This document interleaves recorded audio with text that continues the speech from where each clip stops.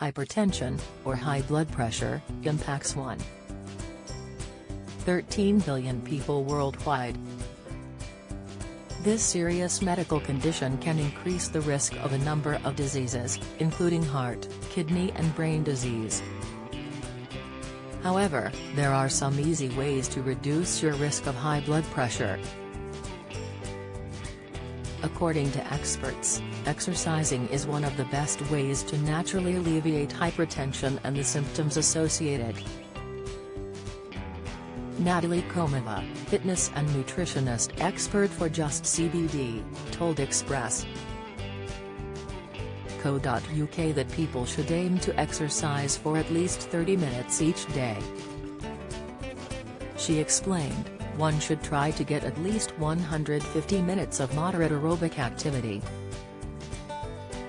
The key thing if you're not used to exercising is to start slowly. Aim for at least 30 minutes of aerobic activity most days of the week. You can break up your workout into 3 10-minute sessions of aerobic exercise and get the same benefit as one 30-minute session. However, for those who are at a heightened risk of hypertension, starting with an excessive regime too suddenly could actually have a negative impact, according to Ruth Stone, consultant PT for sports and fitness equipment specialists www.sweatband.com. She explained, any high exertion activity will increase the blood pressure, and if it also includes movement where the hands are raised above the head, or the head itself moves up and down quickly, the demands on the cardiovascular system are even greater. So, as a general rule, these ought to be avoided initially for those with hypertension planning a return to exercise. However, there are several exercises of varying intensities that can be practiced relatively safely that over time will lower blood pressure overall. None of them should be undertaken without the advice of your doctor. 5 expert recommended workouts to help reduce the risk of high blood pressure. Power walking. Both experts recommend some form of walking as part of your daily exercise. Whether it's a low-impact stroll or breaking a bit of a sweat by adding some speed, walking is a great way to reduce blood pressure. Ms. Stone explained, a power walk will get the heart rate elevated gradually and sustain the intensity having done so, which makes it a great option for those with high blood pressure. If you have a smartwatch, use it to discover your resting heart rate and try to walk at a pace that keeps you able to talk without getting breathless, recording your heart rate then. After the walk, time how long it takes you to return to your resting heart rate. It should be within 5 minutes. The fitter you get, the higher your heart rate will get when you exercise, and the quicker it will recover when you stop. This will also help lower blood pressure over time. Bicycling. Aerobic exercise, such as cycling, can help to reduce blood pressure. While cycling can be a high-impact sport, it can also be done at a more leisurely pace for beginners. Stationary cycling or outdoor biking for 30 minutes each day is recommended, though this can be split into 3 10-minute blocks. Swimming. Swimming is particularly good for people who may struggle from joint pain, or who are unable to take on more high-impact exercises.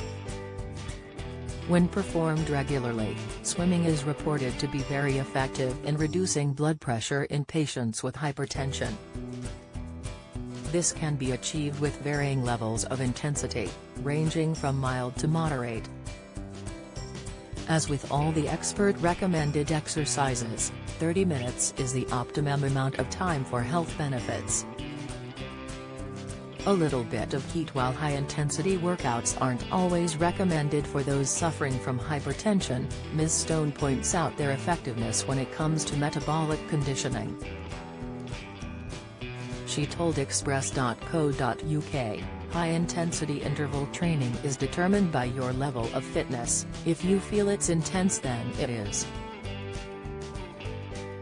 choose exercises that keep the head above the heart initially, squat jumps, shuttle runs, or kettlebell swings, for example. Do 30 seconds on and 30 seconds off to begin with for 10 minutes after warming up. Then move to 40 seconds on and 20 off as you get fitter.